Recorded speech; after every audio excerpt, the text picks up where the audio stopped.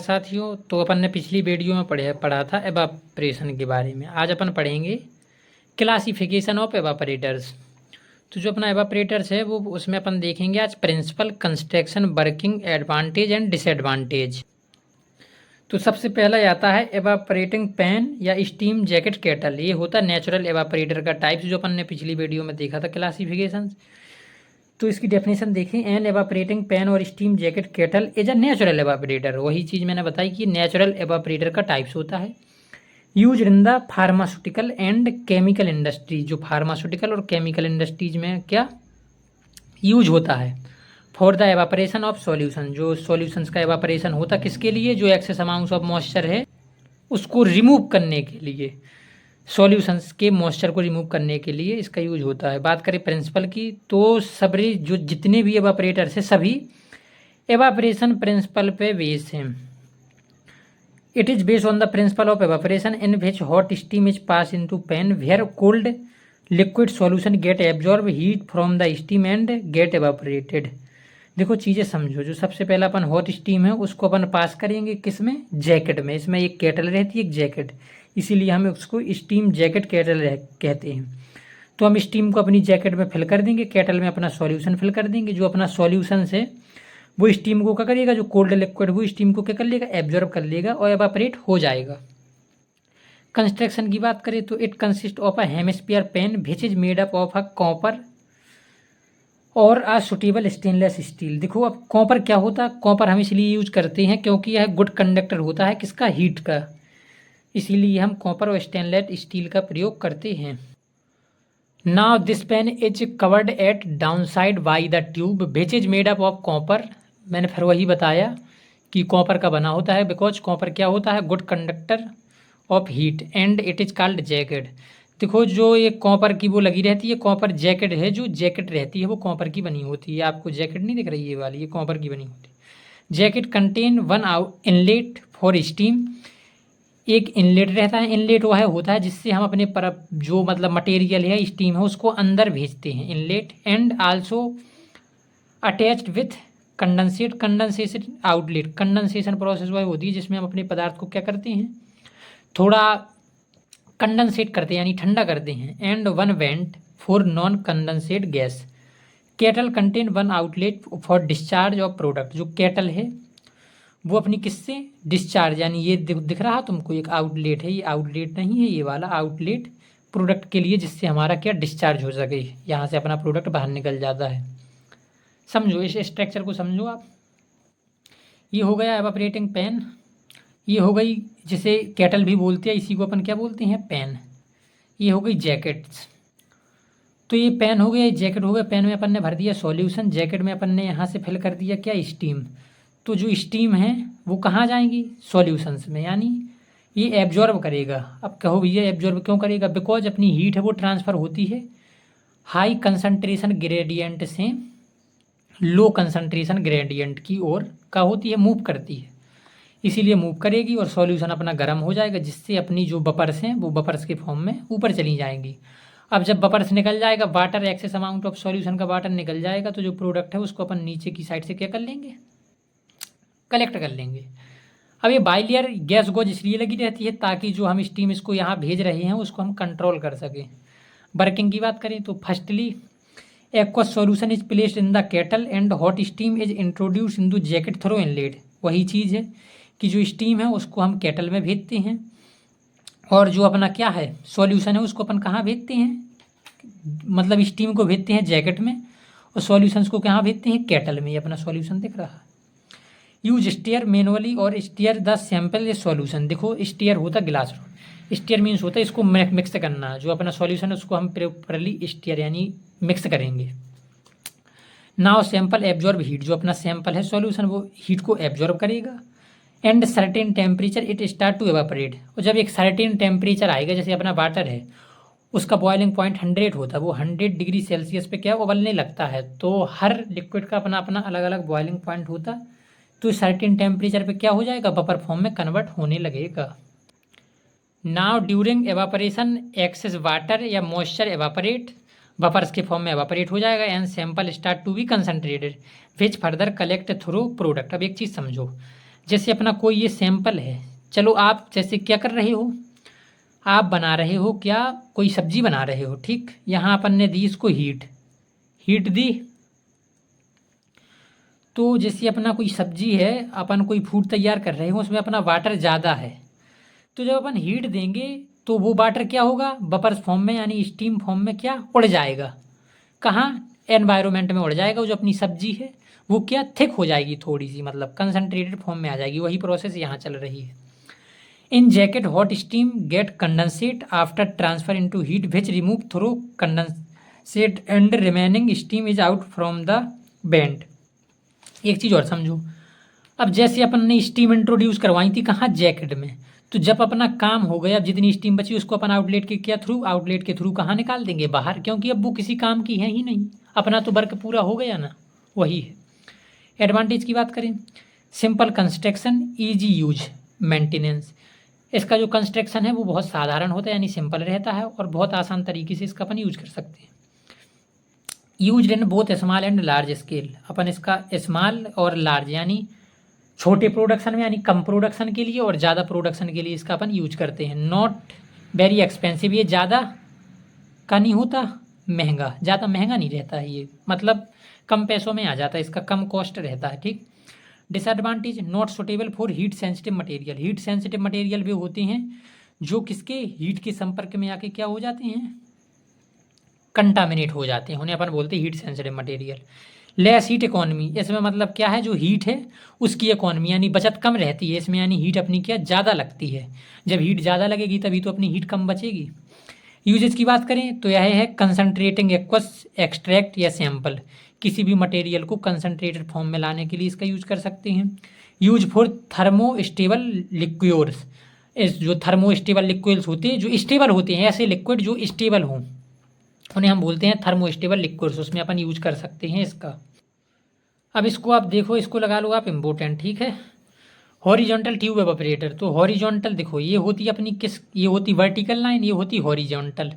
तो इसमें एक रहता है अपने वर्टिकल सिलेंडर और हॉरिजॉन्टल इसमें फ्यूट ऐसे रहते हैं, जो मतलब ट्यूब हैं वो फिटेड रहते हैं ऐसी हॉरिजॉन्टली, ठीक, उसी पर इसका नाम है। तो it is a type of shell, shell mean cylinder type का होता है। एंड ट्यूब, ट्यूब रहते हैं जिसमें हीट एक्सचेंज होती है। Use for evaporation, concentration and heat transfer application. देखो चीज़ें समझो, हीट ट्रांसफ़र क्या होता है, जैसे अपना एक ये है और एक ये वेसल से यहाँ है अपना वाटर, तो इस वाले वेसल से इसमें हीट जाने की प्रोसेस को कहते हैं हीट ट्रांसफ़र, ठीक है। बात करें प्रिंसिपल की, तो प्रिंसिपल तो वही है अपना क्या, एवापोरेशन के प्रिंसिपल पे बेस है, इसका सिद्धांत है वो एवापोरेशन पे वर्क करता है। Which horizontal fitted tube is use for supply the heat in solution, ठीक है।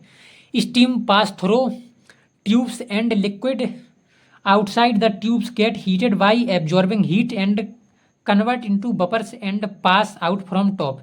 जो अपनी स्टीम है वो ट्यूब से कहाँ पास होंगी, लिक्विड में जाएंगी। जो लिक्विड वो अपना हीट को क्या करेगा, एब्जॉर्व करेगा। और जो अपना मतलब क्या है लिक्विड, वो एब्जॉर्व करेगा हीट को, तो वो किस फॉर्म में जाएगा, वपर्स फॉर्म में बाहर चला जाएगा। कंस्ट्रक्शन की बात करें, मतलब इसकी कंस्ट्रक्शन मीन्स क्या होता है,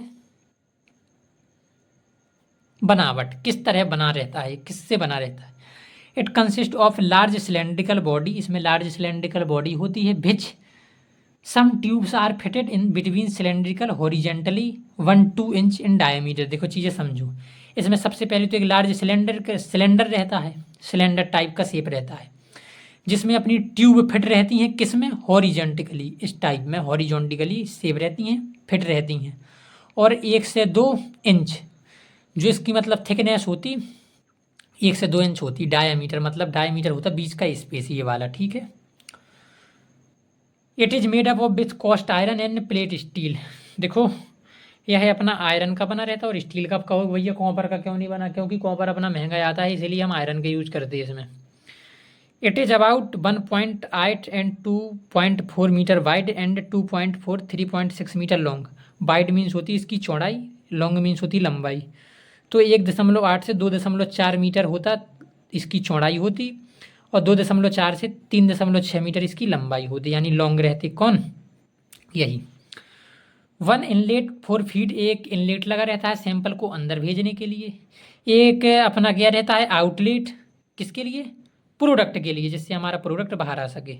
1 inlet and outlet for steam, एक इनलेट लगा रहता है स्टीम को अंदर भेजने के लिए, एक आउटलेट लगा रहता है स्टीम को बाहर भेजने के लिए। ठीक है, ये हो गया अपना। और एक आउटलेट और लगा रहता है जिसमें अपनी बफर्स। ये रहा इसका स्ट्रक्चर। देखो स्ट्रक्चर में कुछ नहीं है, वही है जैसा मैंने बताया। एक सिलेंड्रिकल रहता है, किसका, सिलेंड्रिकल शेप में रहता है। एक रहता है क्या, हॉरिजॉन्टिकल, ये ट्यूब है जो फिट रहते हैं इसमें, ये फिट ही तो हैं पूरे। अब चीज़ें समझो, एक स्टीम रहता आउटलेट, एक रहता कंडेंसेट। यहाँ से अपन स्टीम को अंदर भेजते हैं, जो लाल कलर में दिख रहा है ये अपनी स्टीम है, ठीक है। और यहाँ से कंडेंसेटर एक यहाँ लगा रहता है, यहाँ से अपन सैंपल भेजते हैं, फीड यहाँ से इनलेट यानी सैंपल यहाँ से भेजेंगे, ये अपना सैंपल है। जब अपन इसकी सहायता से, जो ये है अपना जिसमें स्टीम है, हीट है, जब ये अपना क्या करेगा, जो अपना सॉल्यूशन है ये इससे हीट का क्या करेगा, एक्सचेंज करेगा। जब हीट एक्सचेंज होगी तो अपना वाटर क्या हो जाएगा, गर्म, और बबल्स फॉर्म में बाहर चला जाएगा ये। और जो अपना प्रोडक्ट है उसको अपन नीचे से क्या कर लेंगे, कलेक्ट कर लेंगे कंसर्ट फॉर्म में। समझ में आ गया ना? नहीं समझ में आया तो कमेंट करो, मैं फिर समझा दूंगा। मुझे लगता है समझ में आ गया होगा, ईजी है, ज़्यादा कुछ नहीं है। ये हॉरिजॉन्टिकली ट्यूब फट रहते हैं जिसमें स्टीम भरी रहती हैं। सिलेंड्रिकल शेप में अपना एक वेसल्स होता है जिसमें सैंपल भरा होता है। ट्यूब से स्टीम को क्या करेगा, एब्जॉर्ब करेंगे। जो सैंपल है वो ट्यूब से स्टीम को क्या करेंगे, एब्जॉर्ब करेंगे, जिससे जो सॉल्यूशन है वो गर्म हो जाएगा और बफर्स फॉर्म करेगा। जो बफर्स अपनी बाहर निकल जाएंगी और यहाँ प्रोडक्ट बचेगा, तो प्रोडक्ट अपन यहाँ से कलेक्ट कर लेंगे। वर्किंग वही है। Firstly feed the steam administered through the inlet, वही है जो अपना फीड है, इनलेट के थ्रू अपन क्या कराते हैं, अंदर भेजते हैं। नाउ जो अपना सैंपल है liquid absorb heat from hot steam through tubes, जो अपना सैंपल लिक्विड है वो हीट को क्या करेगा, एब्जॉर्ब करेगा। किसके थ्रू, ट्यूब्स के थ्रू, अभी मैंने वही बताया। By absorbing heat sample get evaporate, जब ये हीट को एब्जॉर्ब करेगा भैया तो क्या करेगा, एवापोरेशन ही तो होगी यार, वही तो बता रहा बार बार। Now vapours escape through outlet from top, जो अपनी बफर्स हैं वो इससे कहाँ बाहर निकल जाएंगे अपनी टॉप से। And concentrated product collect from the bottom, यहाँ से अपन कंसनट्रेटेड प्रोडक्ट को क्या कर लेंगे, कलेक्ट कर लेंगे। Steam after releasing heat get condensate and remove through outlet, through after working steam out from outlet. देखो ये चीज़ दोबारा समझो, आउटलेट अपन स्टीम को तब तक नहीं करेंगे जब तक हमारा जो प्रोडक्ट है वो अपन कलेक्ट नहीं कर लेंगे, और जब अपनी प्रोसेस हो जाएगी तो यहाँ से अपन स्टीम को क्या रिमूव कर देंगे, ठीक है। अगर अपन बात करें एडवांटेज की, तो easy to install and operate, बहुत ईजी है इंस्टॉल और ऑपरेट करने के लिए। नॉट एक्सपेंसिव, ज़्यादा महंगा नहीं होता। सुटेबल फॉर नॉन विस्कस, ऐसे सब्सटेंस जो मतलब ज़्यादा थिक नहीं होते हैं, ज़्यादा विस्कस नहीं होते, उनमें सुटेबल रहता है। डिसएडवांटेज इसका, नॉट सुटेबल फॉर विस्कस, जो अपने ज़्यादा गाढ़े सब्सटेंस होते हैं यानी सेमी सॉलिड टाइप के होते, उसके लिए सुटेबल नहीं है। और हीट सेंसिटिव मटेरियल, जो हीट के संपर्क में आके कंटामिनेट हो जाते हैं, उनके लिए भी ये सुटेबल नहीं है। यूजेज की बात करें, use in the evaporation for non viscous solution, जो नॉन विस्कस सॉल्यूशन होते उसमें यूज किया जाता है। नॉन विस्कस सॉल्यूशन होते जिसमें अपना क्या, सॉल्वेंट का अमाउंट ज़्यादा हो और सॉल्यूट का अमाउंट कैसा हो, कम हो, ठीक। फोर्ड सर्कुलेशन एवापोरेटर, देखो ये चीज़ अभी दोबारा मैं बताने दे रहा कि ये वाला जो इक्विपमेंट है ये पहली बात तो बहुत एक्सपेंसिव, बहुत महंगा जाता है, ठीक। इसका यूज़ कम ही होता है, बट देख लो पेपर में भी कम आता है। It is a type of evaporators which is use for evaporation highly viscous, इसमें जो विस्कस लिक्विड होती है जो ज़्यादा मतलब सेमी सॉलिड टाइप के होती है, उसमें अपन उसका यूज कर सकते हैं। किसके थ्रू, पंप लगा रहता है इसमें, जो पंप है वो फोर्स अप्लाई करता है, एक बल देता है किसको, लिक्विड को। अभी अपन आगे देखेंगे। It is mostly use for concentrating syrup, chemical solution and heat sensitive material, इसका यूज हम कंसनट्रेटिंग सिरप यानी सिरप को डिस्कस करने के लिए करते हैं, केमिकल सॉल्यूशन को डिस्कस करने के लिए करते हो, हीट सेंसिटिव मटेरियल में इसका यूज कर सकते हैं। कहाँ, फार्मास्यूटिकल एंड फूड इंडस्ट्रीज में, ठीक। प्रिंसिपल की बात करें तो प्रिंसिपल अपना वही है मेनली, किस पे, एवापोरेशन के बेस पे वर्क करता। But in this evaporator rate of heat transfer is improve by circulating the solution with in the evaporator, ये अभी आगे बता रहा मैं। कंस्ट्रक्शन की बात करें तो it consist of 1 cylindrical vessels and 1 centrifugal pump. Centrifugal ये रहता है इस टाइप का, चक्रवात की तरह सेंट्रीफ्यूगल फोर्स वर्क करता है, वो अपन आगे देख रहे हैं। अभी ये रहा इसका स्ट्रक्चर। देखो सबसे पहले आप देखो ये पंप, अभी मैं सबका वर्क बता रहा। पंप रहता है एक, और हीट एक्सचेंजर्स देखो उसमें कैसे थे, हॉरिजॉन्टल वाले में थे इस टाइप के, इसमें रहती है वर्टिकल फॉर्म में अपने ट्यूब फिट रहते हैं। और एक सिलेंड्रिकल वेसल्स रहता है। अब देखो एक रहता है डिफ्लेक्टर, अभी मैं वर्क बता रहा सबका।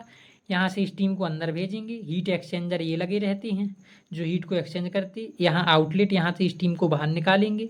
कंडेंसेट जो अपनी हीट को मतलब क्या कंडेंसेट करेगा। यहाँ लगा रहता है रिटर्न पाइप, कंसनट्रेटेड प्रोडक्ट यहाँ से अपन निकाल लेते हैं और फीड को यहाँ से अपने सैंपल को इनलेट करा दे। अब देखो यहाँ अपन ने सबसे पहले फीड को क्या कराया, सैंपल को यहाँ अंदर भेजा। यहाँ से ये अंदर जाएगा और पंप के थ्रू ये क्या होगा, तेजी से ऊपर की ओर जाएगा, तेजी से। और ये अपनी हीट एक्सचेंजर क्या देंगे, इसको हीट प्रोवाइड करेंगे। जब अपने सॉल्यूशन को ये हीट एक्सचेंजर हीट देंगे तो वो बबल्स फॉर्म में क्या होगा, कन्वर्ट हो जा, और डिफ्लेक्टर के फॉर्म में जो अपना लिक्विड है, जो सॉल्यूशन बचेगा, वो अपना वापस आ जाएगा यहाँ, जिसको अपन क्या कर लेंगे, कलेक्ट कर लेंगे। यहाँ से यहाँ ऐसे ही आएगा और यहाँ से कलेक्ट कर लेंगे। जो अपनी बबल्स हैं वो साइक्लोन सेपरेटर, देखो साइक्लोन सेपरेटर का वर्क रहता है क्या, सेपरेट करना चीज़ों को। तो बबल्स अलग चली जाएंगी, जो अपना सॉल्यूशन है वो वापस अपना फिर इसी में आ जाएगा। ठीक है, ये देखो अब इसका अपन कंस्ट्रक्शन अभी थोड़ी देखी थी, अब और देखो। It contain steel jacket, steel की एक जैकेट रहती है जो हीट एक्सचेंजर्स के नाम से जो ट्यूब है ये ही किसके रहते हैं, ये कंटेन स्टीम जैकेट, मतलब इसमें स्टीम भरी रहती है अपनी, which hold between two tube steel, जो टू ट्यूब स्टील के बीच में क्या रहती है, hold. Tube measure 1 metre diameter and 2.5 metre long. देखो जो ट्यूब है ये 0.1 मीटर क्या रहती है, इसकी वो रहती थिकनेस, और लंबाई रहती 2.5 मीटर लंबाई। ठीक है, अब बात करें अब बबल्स हीट विथ है डिफ्लेक्टर, जो डिफ्लेक्टर है वो क्या करेगा, जो अपनी बबल्स हैं उनको बाहर भेजेगा और जो अपना सॉल्यूशन है उसको अंदर। And 1 cyclone separator which separate, अभी मैंने बताया ना, साइक्लोन सेपरेटर का वर्क करते हैं अपन चीज़ों को सेपरेट करने में। And discharge from top for liquids, और डिस्चार्ज कर देते हैं अपने किसको, लिक्विड को। An outlet from product discharge at the bottom, एक आउटलेट अपना देखो ये लगा जिससे अपना प्रोडक्ट क्या होगा, डिस्चार्ज होगा। ठीक है, देखो वर्किंग इसकी मैंने बताई नहीं, क्योंकि जैसा जैसा था ये ज़्यादा एक तो पूछा नहीं जाता, और जैसा भी देखा उसी के अकॉर्डिंग आप वर्किंग बता देना। ठीक, जैसा मैंने अभी आपको बताया। एडवांटेज की बात करें तो rapid and high heat transfer, इसमें जो हीट ट्रांसफर है वो रैपिड होती है due to high liquid movement. एक चीज़ समझो, जो पंप है इस पंप का मेनली वर्क क्या रहता है, देखो पंप क्या देता है अपन को, विंड, हवा देता कि नहीं। तो अपन ने अभी पढ़ा था wind speed is directly proportional to किसके, हीट ट्रांसफर के। जितनी ज़्यादा अपनी हवा तेज़ी से चलेगी उतनी ज़्यादा हीट ट्रांसफ़र होगी, तो वही चीज़ है। तो suitable for highly viscous preparation, जो ज़्यादा विस्कस सब्सटेंस रहते हैं उसके लिए एक सुटेबल है। ड्यू टू पंपिंग मैकेनिज्म, जो पंप है वो मतलब मैकेनिज्म इस पर वर्क करता है। ठीक है, डिसएडवांटेज की बात करें तो यह है, मतलब मैंने बताया था एक्सपेंसिव यानी महंगा होता है, और pump more power required to circulation the liquid, इसमें मतलब एनर्जी ज़्यादा यूज होती है। ठीक है, यूजेज की बात करें तो वही है, reduce pressure, so suitable thermolabile substance, जो थर्मो लेवलर सब्सटेंस होते हैं उनके लिए यूज होता है। It is use concentration of liquids and insulin and liver extract, जो इंसुलिन होता और लीवर एक्सट्रैक्ट होता उसको क्या कंसनट्रेशन करने के लिए इसका यूज करते हैं। लास्ट है अपना मल्टीपल इफेक्ट एवापोरेटर, देखो इम्पोर्टेंट है, 100% आएगा, लिख के ले लो, 10 नंबर में आएगा, 100% आएगा ये पेपरों में। It is also known as triple effect evaporator, इसका दूसरा नाम है ट्रिपल इफेक्ट एवापोरेटर। शॉर्ट में इसे कहते हैं MEES, multiple effect evaporators. Multiple effect evaporator are a type of evaporator that uses a series of vessels which are connected and use to evaporate water from a solution resulting in a concentrated product. देखो अभी आप चीज़ समझते जाओ, इसमें अपने कितने रहते हैं, 4-5 3 वेसाइकल्स रहते हैं, तभी से अपन ट्रिपल इफेक्ट एवापोरेटर कहते हैं, जो एक दूसरे से कनेक्ट रहते हैं और जिसका अपन यूज करते हैं एवापोरेशन में। These are widely use in the various industry, बहुत सारी इंडस्ट्री में, food and chemical and pharmaceutical industry में इसका वर्क करते हैं। प्रिंसिपल वही है, heat transfer, evaporation and vapour compression, इस बेस पर यह वर्क करता है।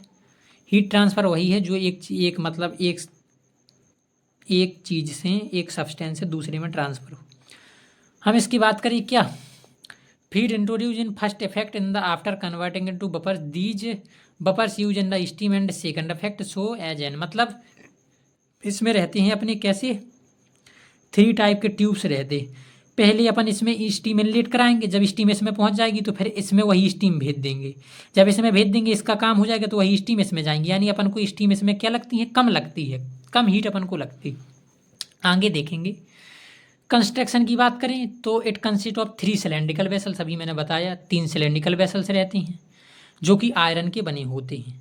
Each vessels contain heat exchangers, सभी मतलब जो वेसल्स है वो हीट एक्सचेंजर्स के लिए बने होते हैं। स्टीम इसमें अपन देखो स्टीम इनलेट कराते हैं और एक आउटलेट होता है जो स्टीम को बाहर निकालते हैं और एक बेंट रहता है। अब ये अपन आगे देखेंगे सब। Pump to circulate the solution through each effect valve to control the flow. अब अपन देखो समझते हैं पूरा।